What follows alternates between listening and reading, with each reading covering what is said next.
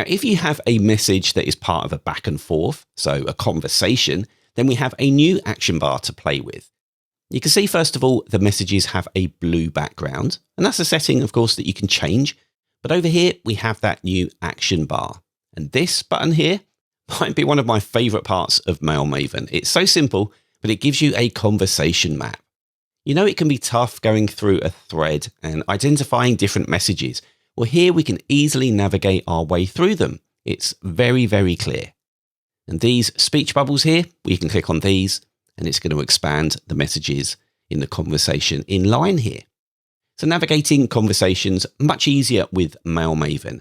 And you can also carry out actions on all of those messages in the conversation up here. Now, even though you can build up some speed when moving messages using that method, you can get even quicker using Quick Move. You set this up here in Settings in the Process section underneath Message Filing. And there are no mailboxes set at the moment, so click to select. I'm going to have the Project Acorn mailbox. I'm just going to pause and set some more in here. Okay, I've added some more mailboxes to the Quick Move set on the left and also added some to Quick Open on the right because we're going to touch on that briefly too.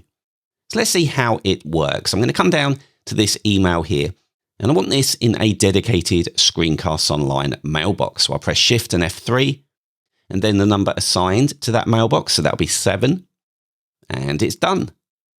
Then this one is going to go to Project Drayton. So Shift F3 and then 4 this time. It's a really quick way of moving emails to your most used locations. This one here, let's load the remote content so I can see the images. I'll press Shift F3, then 2. It really is quite simple. Let's load up the action panel once more and just see what others are available. So keystroke rules, we're going to look at a little later when we cover rules. Then as well as move and quick move to mailbox, you can copy an email to another mailbox, preserving the original. You can open a mailbox by pressing F4 or selecting here. And you can see it looks very similar to the Move Mailbox panel. And Shift and F4, this is how you get to Quick Open. And this, of course, quickly takes you to a mailbox. So Project Barclay here with the number 8. Then finally, you can also add a keyword and a project, which we're going to cover when we take a look at tags, as well as reply with a template. And we're definitely looking at templates later on as well. It's a really useful panel, this action panel, and worth getting used to using.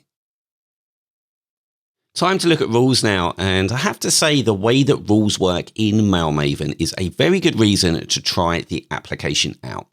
You've got 3 types of rules. We've got inbox rules, we've got rules for messages that you're sending out, and then you can have something called keystroke rules that are invoked via a keystroke on demand. We're going to look at inbox rules first, and to create a new one, come down here in the corner and click on plus.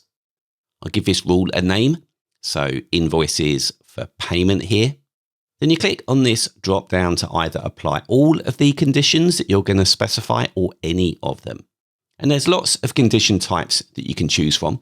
In fact, I've got to swipe down here to bring them all on the screen for you. You can apply rules to every message. They could be on emails coming into a certain account or mailbox. You can have rules based on the recipient, the subject, the content, so much choice here. I'm going to make this easy. This first condition is going to be from.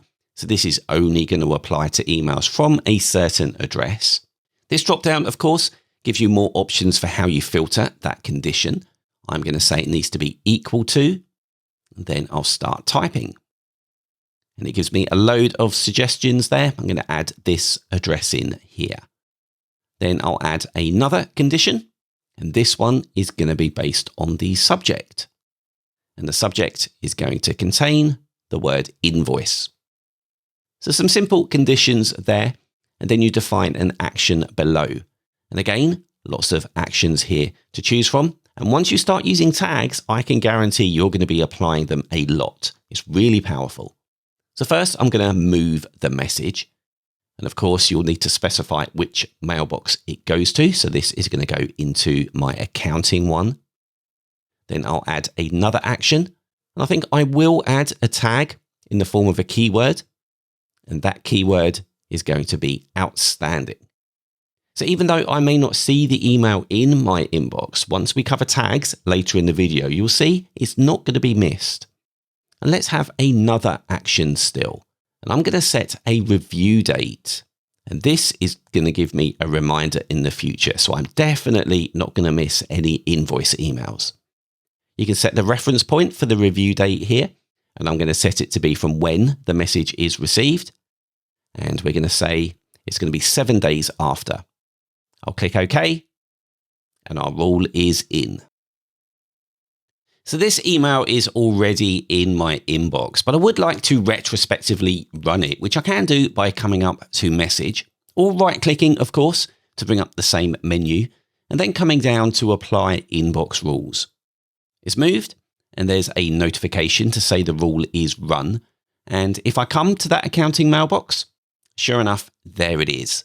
I can see the outstanding keyword, and the review date is, hang on, that's not for 7 days when the message was sent. I might have made a mistake setting that up. So let me check the review mailbox here. Check all's as it should be. If I come here and expand, yeah, it definitely says it's for review today. Okay, let's go back and let's just check that rule. It's highlighted, so I'll click on the edit button. And yeah, I clearly didn't save it properly somehow. So I'm going to switch that back to 7 days and click OK. Let's just check that's definitely taken. And yeah, it has. Okay, I've just moved it back to the inbox. You can see that up here. And I'll look and see if that rule runs properly, this time adding that 7-day review time. Well, it's moved. Let's go to the review mailbox here. And yeah, I can see an entry down here for future now. And sure enough, that one has a 7-day review time there. Quite often, if I make a mistake in a video, I will just cut it out. But sometimes it's good to just keep them in so that you can have a look and see exactly how some issues can be troubleshooted quite easily. Okay, I've just added in a couple of examples of rules that you may want to riff on and take a look at. So this one is called VIP flag and tag. Now, the VIP feature that you may use in Apple Mail isn't available in MailMaven, but you can make your own by setting up a VIP rule. So if you specify any of these email addresses as being matched, you can action them by setting a red background, for example, and then assigning a keyword called VIP. And I know we have yet to come to smart mailboxes, but you can set up a smart mailbox that will just show you emails that have that VIP keyword. You could add some special notifications if you like as well, like bouncing the icon, playing a sound, or even giving you a custom notification. Then another one here is quite simple and will just route messages relating to a certain project to a dedicated mailbox. So if the subject contains Project Acorn or the contents contain Project Acorn, then this one is going to add a keyword. It will set a project tag, assign a review date, deliberately at 0 days this time because this project is super important. And it's going to move the message to the Project Acorn mailbox as well. So start off slow with your inbox rules. Don't do too many at once. But when you start building them, processing time can be reduced significantly.